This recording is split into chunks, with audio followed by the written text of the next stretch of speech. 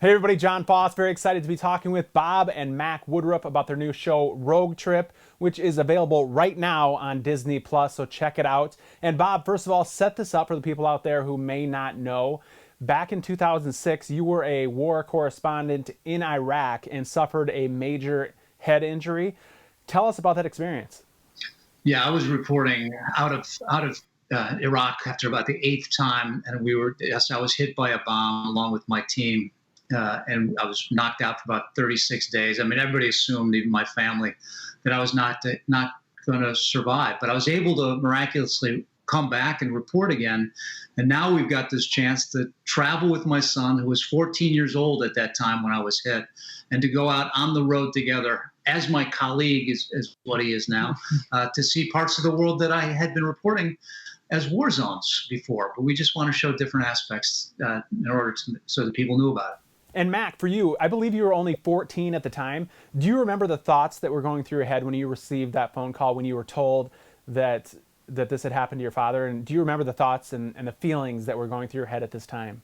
Oh, yeah. I was actually at Disney World at the time, and it was the worst day of my life. I mean, worst day of my family's life and worst day of my dad's life. So very formative moment, but I think it also helped put everything in perspective for me and realize that family time is the best time. And at an age of 14, that could be typically a selfish time in someone's life where they just want to hang out with their friends and leave their family's house. So for me, it was kind of the opposite, and we formed closer bonds. And so every moment that I got to spend with my dad after that has been just incredibly lucky, and I'm grateful for it. And we somehow got to make this TV show together, and it turned out pretty well. Yes, I'm not even supposed to be here right now. You know, I should not still be alive. But now look at this. It's got this kind of gift. It's a real blessing. And Bob, you traveled a lot of these places, these countries, as a war correspondent and saw the worst that they had to offer. And now you're going back and you're checking them out again and finding out that they actually have some really amazing things to offer as well. Tell us what you saw. Well, we went to Colombia, and then we went to Ethiopia, Lebanon, Pakistan, Papua New Guinea, and then Ukraine. 3 of those countries I'd been to before reporting about some kind of crisis, some kind of conflict or war zone.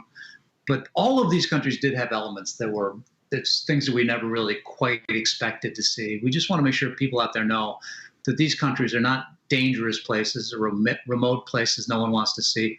Everyone wants to see that these cultures are special in so many ways, and people who are comfortable to do so, be great to go see these parts of the world.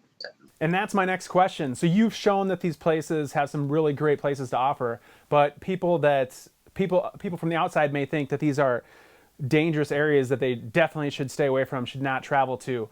Would you say you would recommend to people out there that they should come to these places for recreation, vacation, and family outings? Yeah, I think, when you choose a country like this, you just have to do a little bit more research and maybe just pick your spots a little more carefully. But, every country has something that's worth seeing. And just because a country has been depicted as dangerous in the past doesn't mean it still is. I mean, nothing's perfect still, but these countries are very, very much worth seeing. And hopefully you'll see that on the show when you watch it.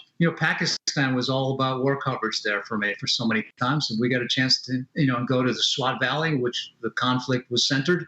And we were able to go meet with the people. They gave us, they clearly showed that we had a lot of fun together. And we actually learned in Pakistan to learn how to play polo, which I didn't realize one of the hardest sports to try to learn how to play. So we did the fun stuff in countries that are kind of somewhat sad, my previous trips. And Mac, this question is for you. In the trailer, at one point you mentioned your 10-year-old self would be jealous of this experience.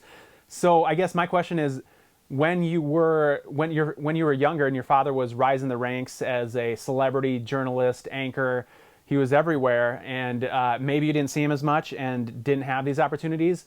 Tell us what you were talking about when you said that, and what did this experience mean to you to spend this time with your father?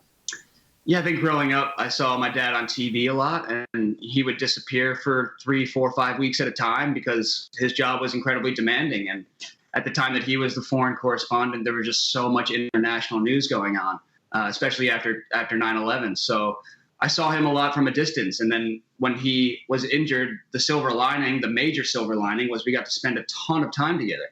and he started focusing more on family time, and he would still go out and report, and he still does all the time. But that started to become a little bit more important to me to get to spend time with him. So I think in the show, when I referenced my 10-year-old self being jealous, I don't think I ever would have had the idea to make a TV show with him and get to spend 4.5 months together. But I'm so grateful that we did. And I think your 20-year-old twin sisters are probably jealous. That too. In the present time.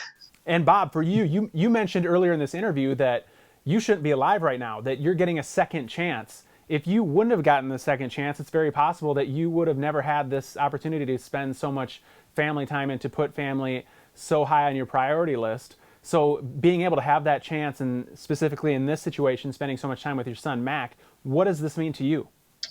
I kind of have to keep pinching myself, just to be doing serious reporting out there as I do, and then have a chance to do it with my family is a real gift, because after all these years, it's nice to have a chance not just to work with this guy who's my son, but also to work with him as a colleague. He's a photographer.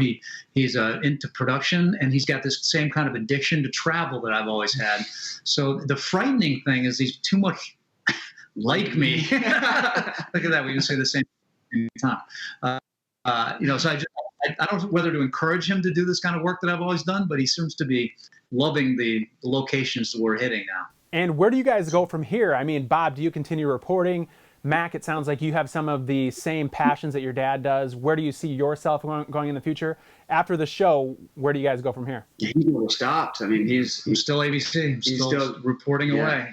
And for me, I actually just moved home from Australia. Just moved back to New York from Australia, where I was living for the past 2 years and working as a photographer and videographer. So I plan on continuing to do that here in the States, and we'll see what opportunities present itself. All right. Well, Bob, Mac, Woodruff, thank you guys so much. Twin Cities, make sure you check out Rogue Trip. It's available right now on Disney+. Thanks, guys. Thank you very much. Thank you so much.